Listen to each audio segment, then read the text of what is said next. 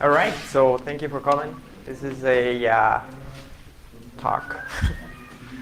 So the talk is on reversing client-side JavaScript using the Chrome DevTools protocol.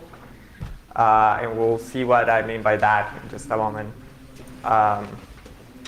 Should be fun, hopefully. So I'm a father and husband. I'm a senior application security consultant at Envisium. Basically repeating stuff. Just worked as a security engineer for a small SecOps team. I worked doing primarily as a developer before that, working on .NET, Angular, and other stuff. It was consulting as a developer, so it's a bunch of different stuff. Did other stuff before that, mainly help desk, boring stuff. I'm a fan of the Go language. And I like messing with fancy frameworks like Angular, things like that, and also Microsoft stuff. So some disclaimers. Nothing in this demo is illegal. I don't think so anyway, and really hope it isn't. It's just front-end behavior that I'll be playing with and messing with. I'm not modifying server requests. I'm not doing any sort of exploitation. Just exploring code and exploring front-end functionality. Cool. So might sound kind of weird talking about reversing JavaScript, since it's not like we're running a immunity or disassembling a binary. So what I mean is basically conducting in-depth reviews of front-end code of different applications in order to, and for that it is necessary to, a lot of times, to understand minified or Webpack code that can be very difficult to make sense out of. This can be accomplished through dynamic debugging in the Chrome console. And then one of the things that I wanted to do too as well to help me explore JavaScript applications was to inject JavaScript code and helper functions. And this is something that I found that I wanted to mess with when I was doing different types of penetration testing assessments for applications, where basically I will look at the front-end code and then think or have a suspicion that something is just being handled on the front end.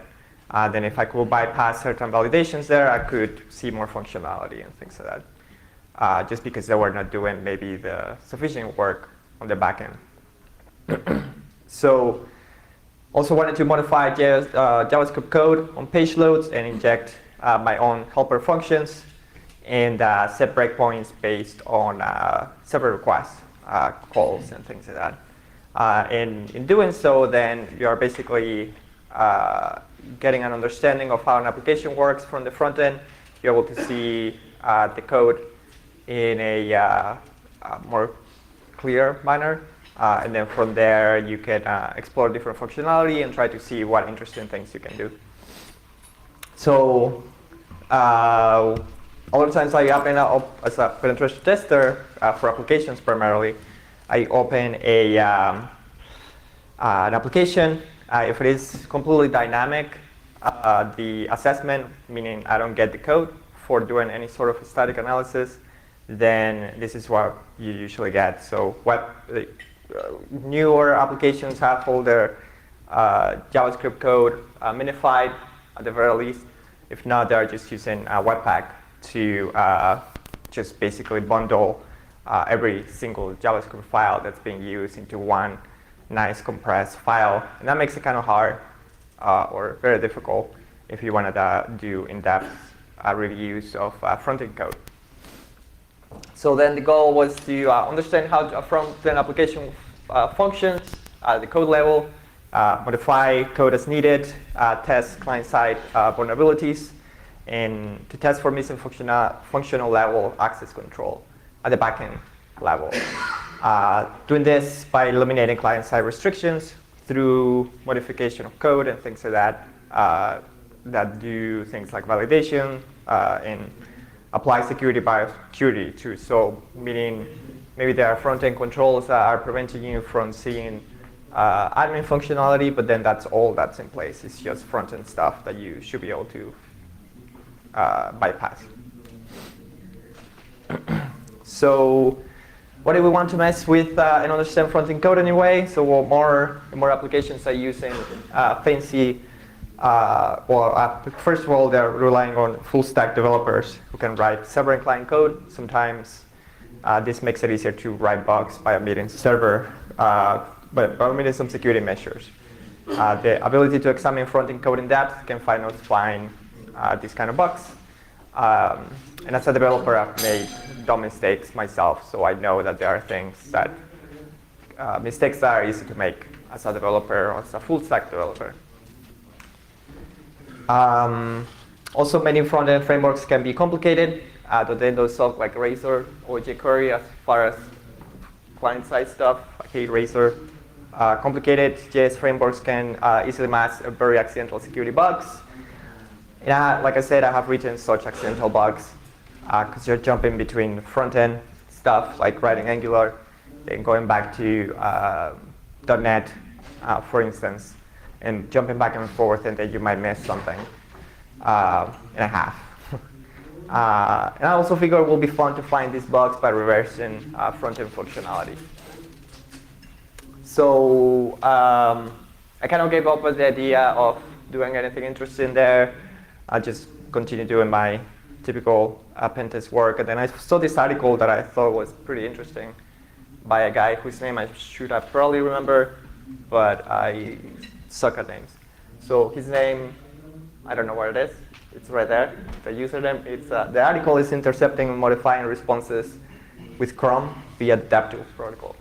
So he basically explained how in his company, Shape Security, I believe it is, they use this thing called the Chrome DevTools protocol to modify requests and responses from applications. And they do this a lot of times when they're doing things like IR, incident response, and trying to look up malicious functionality that might be embedded in the code in legitimate functionality of applications. So I started looking into this. Then I learned about the Chrome DevTools protocol, which I thought was pretty cool and awesome that I hadn't heard about it before. So it allows you for tools to instrument. This is from the definition of their site. Allows for tools to instrument, inspect, debug, and profile Chromium and other link-based browsers. That I'm not sure what that means, but also from the project, basically this instrumentation is divided into different domains. The main ones being DOM, the debugger, network. And each domain can find a number of commands. Basically an API, and it supports events and different events as part of that API that you can hook to and do things like intercept requests, modify responses, inject code, and things like that. So projects like Puppeteer and other headless Chrome tools leverage the Chrome developers DevTools protocol. Puppeteer is a tool that for developers to test and debug their applications at the front-end level. So running things like automated actions that a user will go through to and then test whether an event happens or not, for instance. Using a typically headless Chrome instance. So browser extensions for inspecting JavaScript for JavaScript framework usually leverage this as well. So things like if you have ever worked with Angular or React and you install one of those inspector tools that are available for Chrome, where you open it and then it tells you things like the Angular services or React components and things like that. So I figured why not use this for pen testing and bug hunting. So that's what I did. A little bit more about the DevTools protocol domains. These are the main domains that we can work with. So we can basically hook into the data that's being sent and received by Chrome. So there's a network domain that allows for tracking network activities on the page and gives you information about the HTTP protocols being used when a request is being sent, headers, the content of a request, timing, etc. It's a page domain, which is based on actions and events related to the inspector page, and a runtime domain that exposes JavaScript runtime by means of remote evaluation and mirror objects. So each domain has its own set of methods. So the idea is to basically use this as a way to dig deeper into applications. Then I wrote this tool called GORP, which is a dumb name, but this is what it is. It's a plugin-based Golang framework, and I'll explain a little bit more about that in the next couple slides. Uses the Chrome developer protocols to modify application behavior, automates research tasks that can be painful to conduct with burp. So, and hopefully I can clarify that later. It's extensible via plugins, meaning Go plugins. It uses Go, so concurrency is pretty easy if you need to write concurrency in your plugins or code. And I've been wondering whether I should call it Gore instead. But then I'll be worried about it too as well. So anyways, how does it work? So it's basically a Go-based application that opens a Chrome instance with 2 tabs. All requests and responses are received. That are received and sent and received are captured using the GORP debugger. So it's a debugger engine written in Go. So once a response is received, those are passed to processors, or that are actually plugins, in a sequential manner. They're also sent to this other plugin type called inspector in a non-blocking manner. So you can inspect scripts for interesting information. It also loads custom scripts on every page load within the context of the application scripts. So basically, you can load JavaScript code that messes with the system functionality of the application that you're loading in your browser. And it sets event-based breakpoints to allow us to debug applications. This is, hopefully that won't give a seizure to anybody, but this is the basic architecture of how it works. So this is GORP. It uses different plugins, which are compiled as Go plugins, and uses that as modules.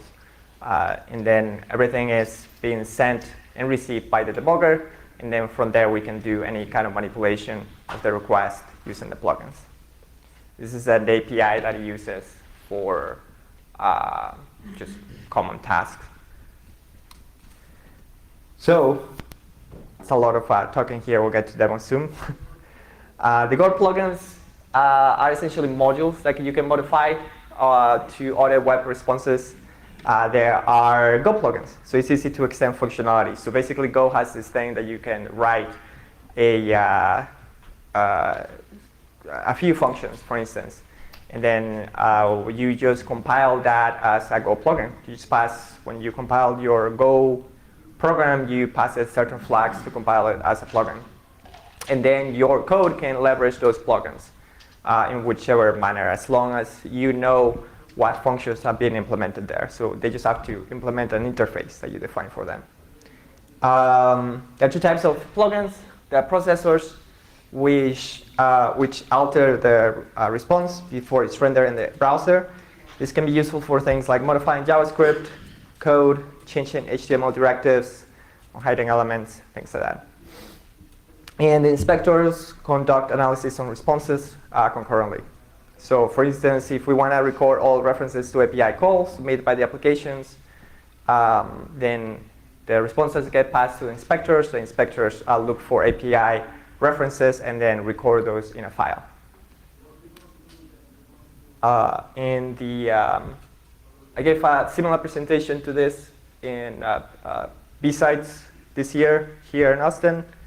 This is one of the main things that I added. It's the added Gorp runtime debuggers, which allows you to inject custom code for dynamic manipulation of application variables and functions.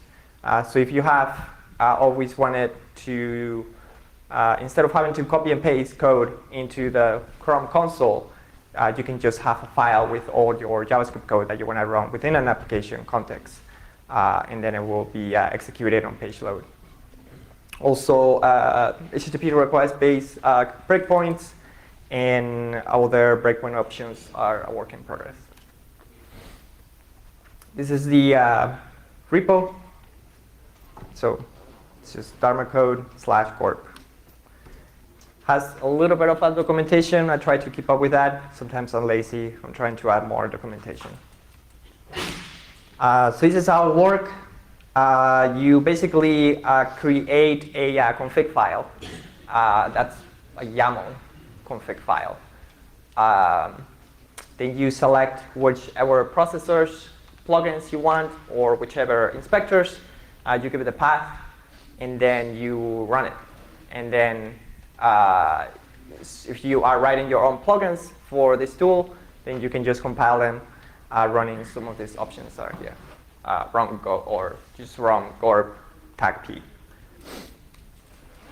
All right, there are some demos and lower your expectations. That was a lot of talking. So the first demo is it's one of the most useful ways in which I've used this tool before, and it's to force Angular 2 and above applications to run in development mode. Why do I want to do this? Well, Angular 2 plus apps are loaded usually. If they are production apps, they are loading in production mode. Apps loaded in debugging mode are easy to reverse from the console, unlike Angular 2, unlike productions or applications loaded in production mode. So, and that's because the debugging element tree for Angular, it's only available for applications running in development mode. They don't run on applications running in production mode because that it's additional processes that will be running behind the scenes in your application. If you see, now there's only one specific function that once you run, you load an application in the browser that's running in Angular 5. There's one single function that enables production mode for an application, and that's this.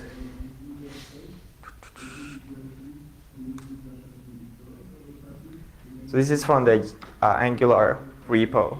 And all it is basically, there's one function that just says enable prod mode.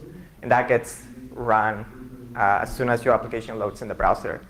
So, and this prevents us from being able to debug and understand an application and see how it's written from the console. And we'll see that in just a moment. So then what the plugin does, wrong button, is to look for that function, modifies it so it does nothing. That way the applications that you load in the browser are loaded in development mode. We just hijack and rewrite the function. This enables the Angular debugging tree. Now you can do this manually using burp. So you can just capture your request, search for that string, cannot enable prod mode as the platform setup in the minimize code. You locate the function in the code, you capture it in burp, you rewrite it, and you release it. But that's a lot of work. So that's one of the things that the plugin automates. You just have to add the plugin to the config file, and then, and this is a demo. I just realized that that's pretty small, so we'll see how this works. But basically, this is just me running, just make sure to play it. This is just me running Gorp, the tool, to mess with office.com, which has a bug bounty, so I'm sure this is okay. So basically, when you, Office uses Angular, I forgot, 7 in that case, when I made this video. And then what we should be able to do is basically obtain a variable that holds the state for the application using this function ngprobe. That's super little, I'm realizing as well. But we get null because the application is loading in production node. We don't have all the debugging functions available for us. So we just create a configuration file for Gorp that includes the prod mode hijacker plugin, and we enter it in the config file. You can get the definition for what the plugin does if you want, and then, like I said, you add it in your config YAML file. Then you just run it, the tool, and then, like I said, that launches a Chrome instance. And this instance is hooked to the Go code for Gorp. So then we're trying to see if the function got hijacked. It didn't get hijacked in this case. That's because there's some cache that we need to clear because we need to reload those scripts. So we just reload office.com, and then we get this nice message that says the enable prod mode function was hijacked. And usually the end result is that the application is running in development mode. And at this point, we can then obtain using $0 that selects the currently selected element that we selected in the inspector. Then we can obtain more information with ngprobe, taking advantage of the debugging abilities that are included as part of Angular. So then that gives us, for instance, in this case, we can get, first we're going to grab a component. This is an Angular component. And then just by using the console, we can get a better understanding of how the application works behind the scene. So here we get all the services that Office.com uses, and then we get different things that we can leverage from the console, which wouldn't be possible if Angular had run in production mode. So in this case, for instance, we get the user base key, and then we can modify it. Then we run a couple other functions to apply the modifications in Angular. And then from there, we just basically continue playing with the different variables in the application to see what changes we can cause from a client-side standpoint. So we can, for instance, change the tenant ID and see if we can prompt the application to do anything interesting.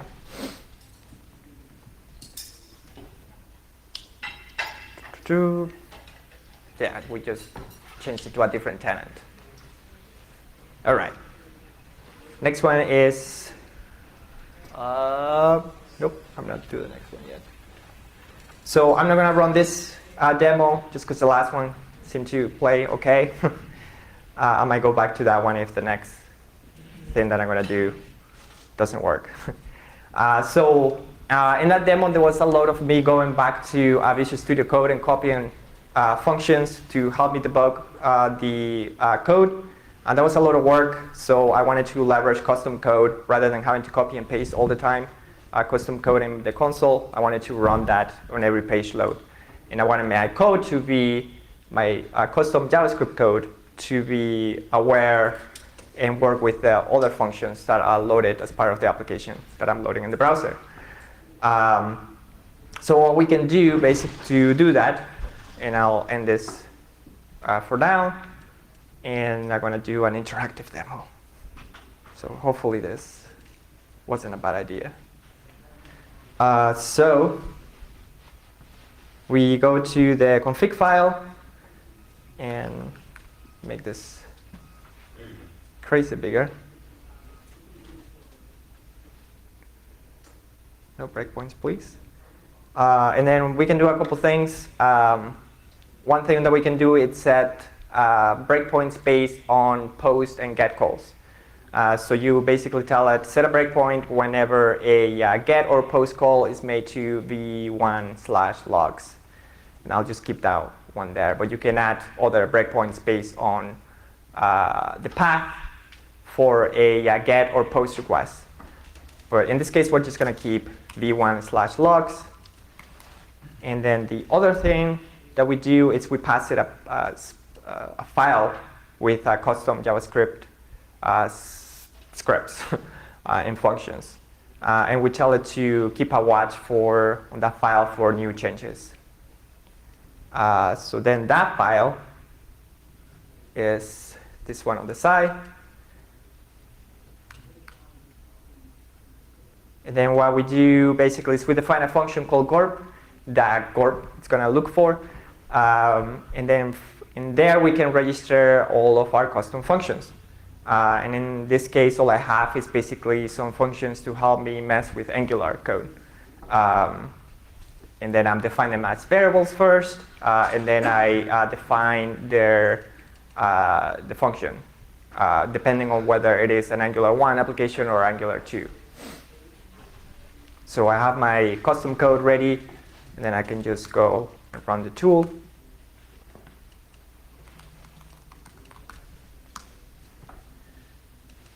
And this opens a new instance of Chrome. Just making it bigger now. And then everything that we enter here, it's going to be processed by Corp. So if we go here, this is another application that has a bug bounty, so should be okay. So I'm going to log in with this login that I'll burn after this.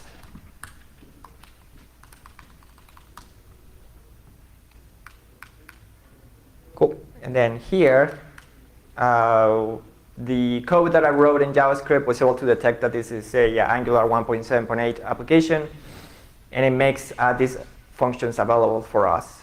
Get all services, apply changes, and get specific service.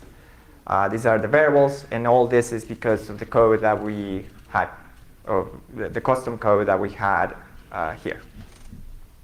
So now let's say that we want to get all the Angular services that are running for this application. So we do, just to not mess things up. We declare a variable called all SVC, and we call the function get all services. I'm passing it the name of the application, which in this case is LOB, which I know by inspecting the code here, there should be an ng app equal LOB. Oh, here you go. So then that gives us all the services that are available for this application. And then the first thing that we notice is that we get for every service, there is a services in Angular typically used to call your APIs as well.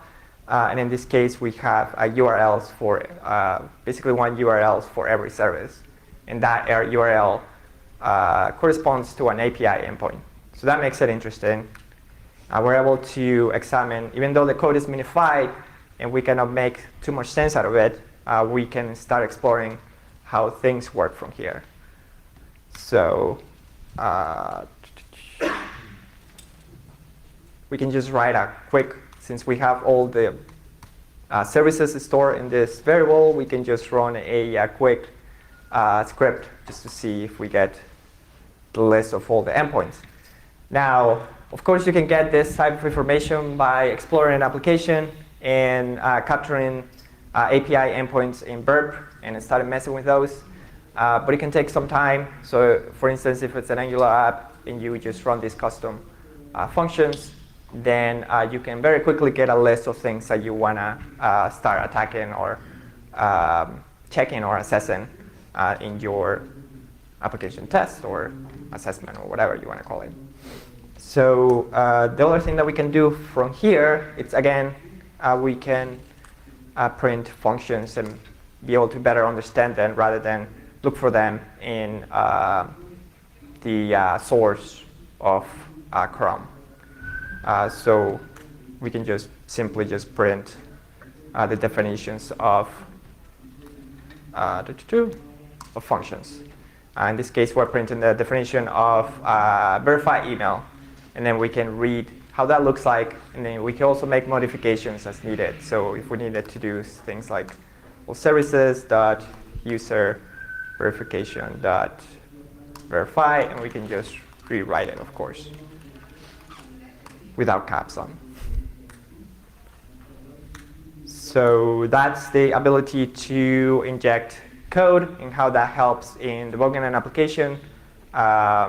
In this specific case, in Angular 1 application. So if we go to, in this case, I also have the prod mode hijacker code enabled. This is, again, the one that I just demoed or showed in a moment ago. If we go to a page like delta.com, and then in this case, it detected that it was, first it removed the, now it's running in development mode because we have that plugin enabled. We get this message, which actually comes from Angular, telling us that, hey, this is running in development mode. Why did you publish an app in development mode? Then it also tells us that it's running Angular 2, and it gives us a set of functions that we can also use to select the different, or start debugging the application and being able to understand the code and do similar things like with the ones we did a moment ago with the Angular 1 point something application. So let's continue here. And that was me crossing fingers for the demo I just showed.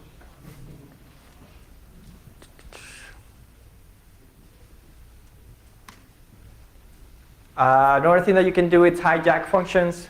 So basically, you find the function that is loaded for an application, and you can modify the content, which is something that I found useful in some applications.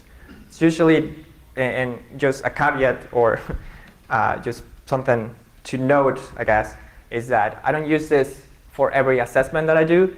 I just use it for applications that I have a lot of time to spend messing with, or applications where I don't have the code for, and applications that I like, for instance, a powerful bug bounty. So I can just spend time playing with the application as much as I want.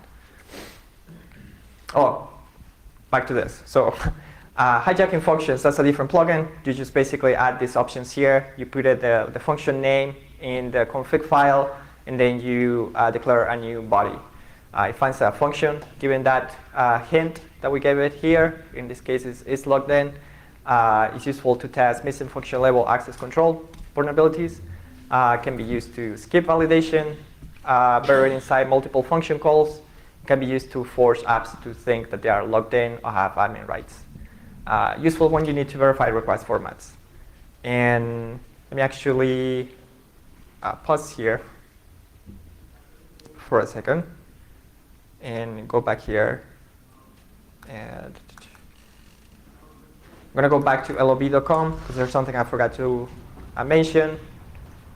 Let me see if I am logged in. Yeah, dashboard.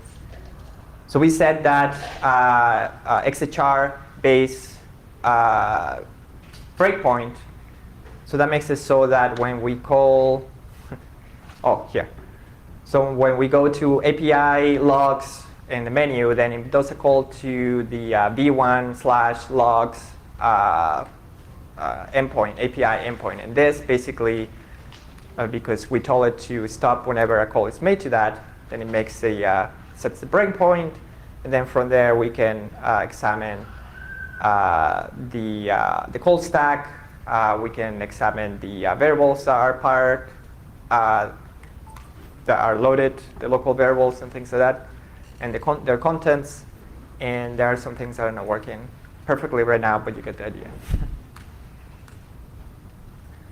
So the function hijacker plugin, this is basically what it does. You just open this. So in this case, I'm just using Juice Shop, which is just a part of the OWASP project for intentionable vulnerable application. So in this case, is just a login page. We don't know where to start, what email address to even input, but we want to see what is available to an admin that we cannot see, or even just somebody that's logged in. So what we can do here is basically we locate the path for the JavaScript file that we want to look for functions and modify. But what we're going to do is basically, and here's the function, is logged in. And it's logged in basically just checks whether we have a token, a JWT token, to indicate to the client-side code that we are logged in. It's a very common logic used by applications like Angular and anything that just uses JWT tokens and an API for an application. So we just basically add the option in the config file to enable that plugin. And what we're going to do is not just modify a function. We want to replace the entire JavaScript file with one that has our own custom code. So we go here. And it's taking a while. Rather than and then we give it a new body for the function is logged in. Give it a console.log for is logged in that just says would in this case. So, and we return true, just so it tells it that, hey, yes, the user is logged in. Please show him or her everything. We run gorp. In this case, it's not the one that we're modifying the entire file. That'll be a different demo in just a second. But we're just modifying one function here. Then we load JuiceShop again. And then the isLoggedIn function, it gets called by the application. But because we modify it, then we get all the console.log messages that we injected. And then we get all this other menu functionality that we can start messing with directly. Because we tricked the application into thinking that we are logged in.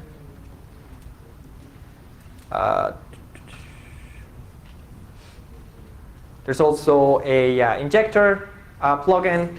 This I won't have a demo for, but basically it allows you to inject additional code within a specific function. You just pass it the function name, and then you pass it additional content that you want to tag at the end of that function. So it's helpful when you want to test when a function is called via console.log messages, for instance. There's also an inspector plugin that allows you to record references to API strings in JS code and saves them to a desired file. So for instance, go back here.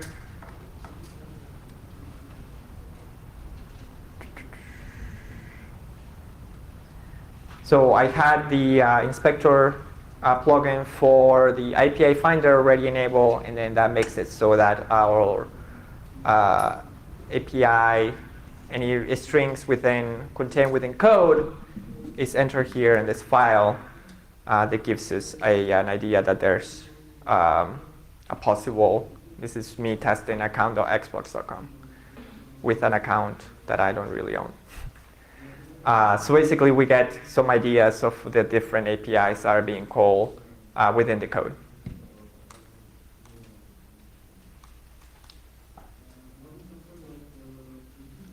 So I can do an API finder demo, but it's just pretty simple. You just launch Gorp, and then you add the plugin, navigate different sites, and then as API endpoints are found or located within code, those will be saved to this file, or the file that you specify. The next one is a on hider. This is just basically reveals elements not removed from markup on page load by Angular via ngIf and ngIf. These are basically Angular 1 and Angular 2 and above. And there's a find and replace plugin. You just give it a string, just a simple find and replace. Give it a string of things to find in code and replace it with. I could do a demo for that, but And actually, in this case, rather than just giving it a, let me just make this bigger.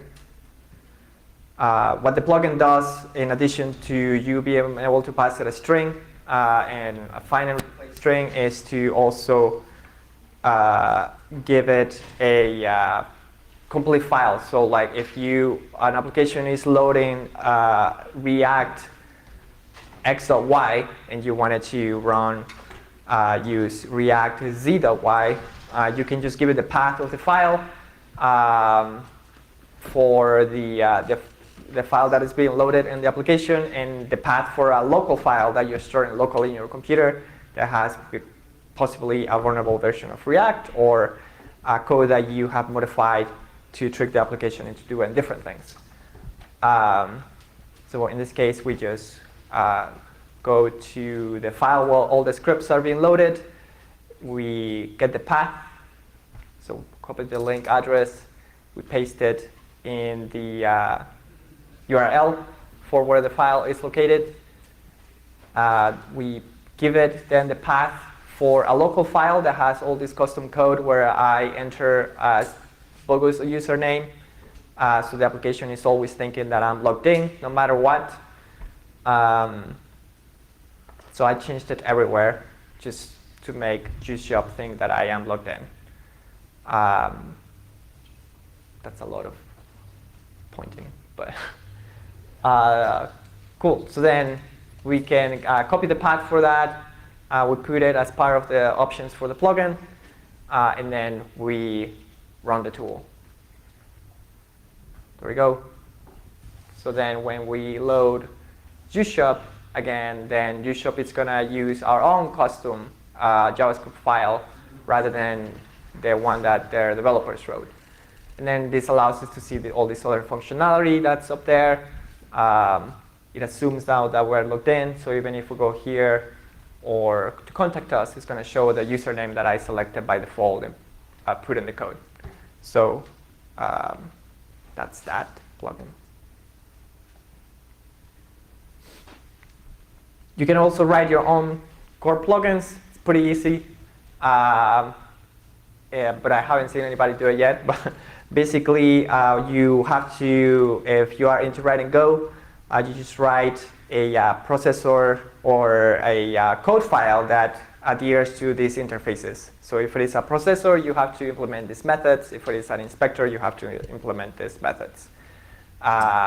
Every plugin gets past this web data struct or object that has a body, headers, the type of the request, the method. So it will tell you whether it's a post or a get. And based on that, you can do different logic.